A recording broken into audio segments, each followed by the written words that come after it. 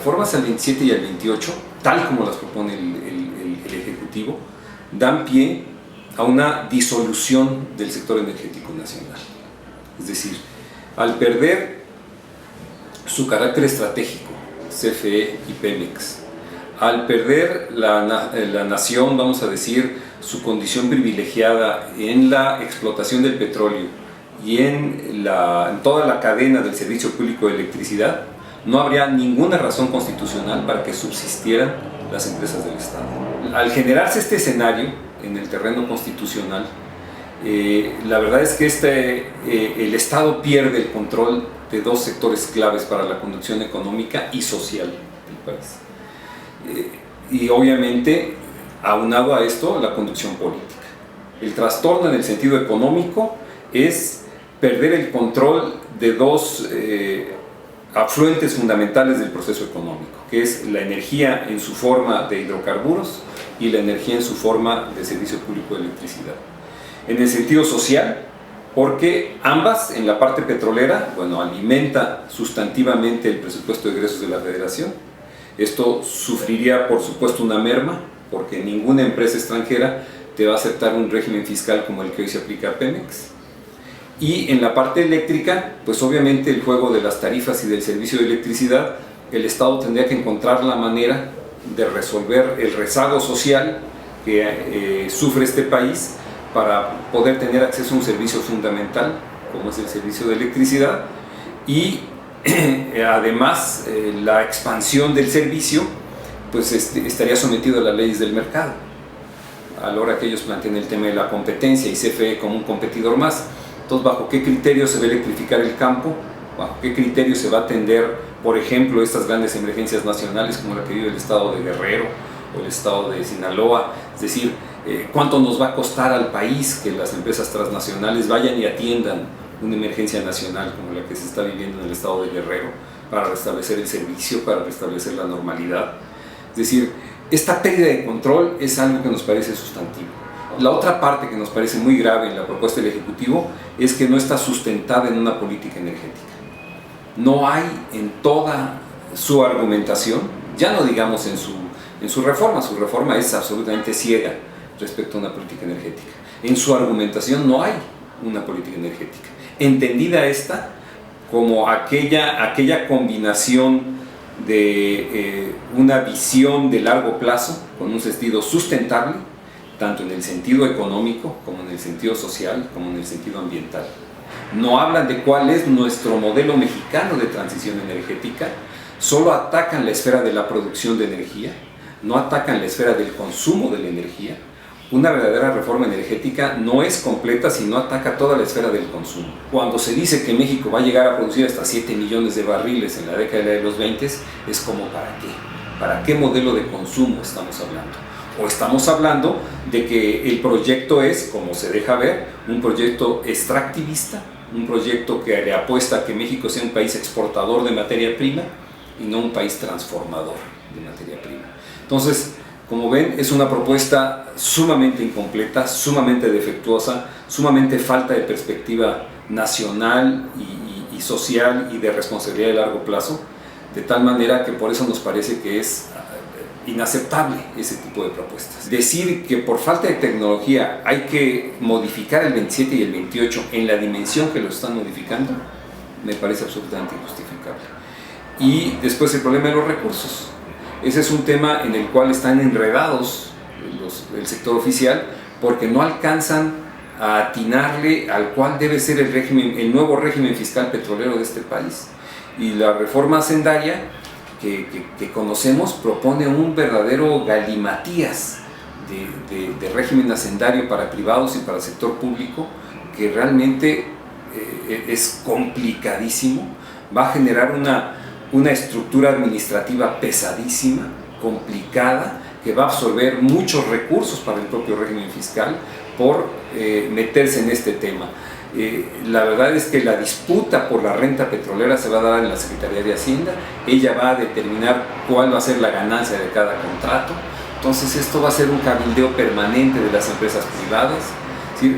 Nos parece una propuesta sumamente desacertada, sumamente confusa, complicada, todo deja ver que ha habido apresuramiento en la presentación de la reforma, que hay más prisa política que serenidad y prudencia en la discusión de un tema tan importante para la nación.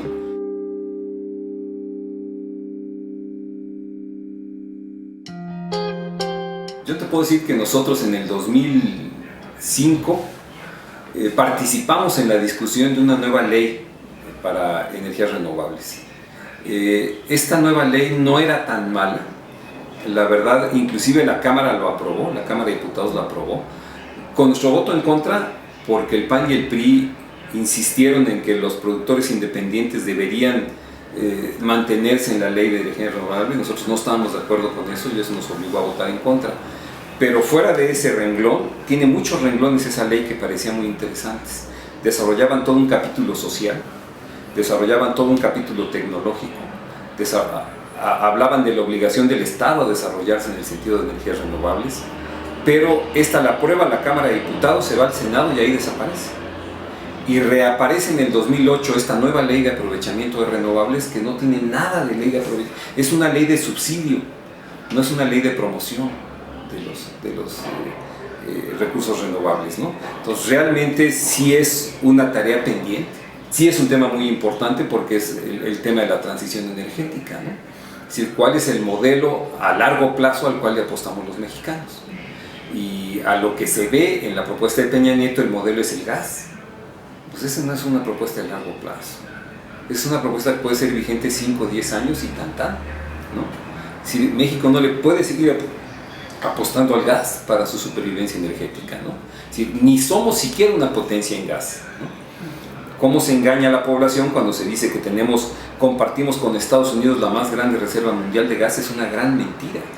El modelo mexicano de transición energética está en la geotermia, está en el sol, somos un país de un alto asoleamiento, está en el viento y necesitamos darle entrada, yo opino, al tema nuclear, a discutir el tema nuclear. Pero tenemos que discutir cuál es nuestro modelo de transición energética. No está definido. Y sin definir ese modelo, ¿qué tipo de reforma estás discutiendo?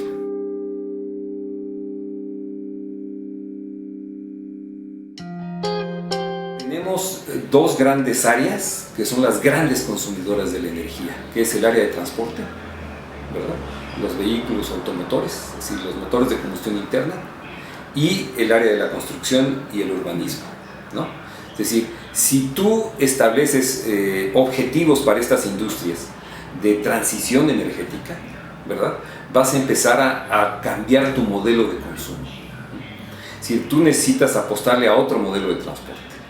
Necesitas impulsar el transporte colectivo y el transporte colectivo de carácter eléctrico. Necesitas reducir el estímulo al transporte vehicular individual. Necesitas apostarle al transporte tranviario para el transporte de carga, para reducir el transporte de carga de los trailers, que son de muy baja eficiencia energética, de un alto consumo de energía. Si necesitas cambiar todo este modelo de la industria del transporte.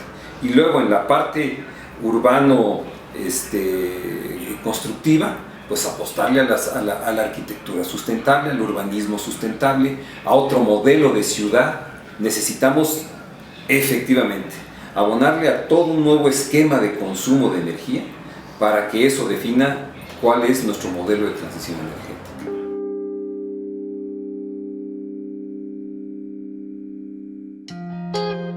Creemos que sí habría mucho que temer respecto a estas gentes que no tienen escrúpulo, ¿no?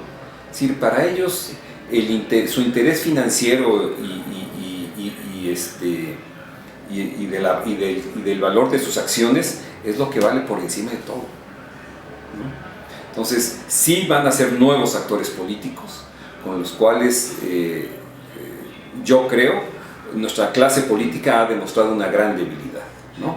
Porque ahí está Georgina Kessel, ¿no?, para no ir más lejos, una anterior secretaria de Energía que ya es funcionaria de la Iberdrola, ¿no? Bueno, ¿de qué se trata? O sea, ya se ve cómo sí son sumamente capturables nuestras autoridades a los intereses de estas grandes transnacionales. El propio Cedillo, capturado por los tranviarios, por los empresarios ferrocarrileros norteamericanos. ¿Qué otros ejemplos queremos poner, no?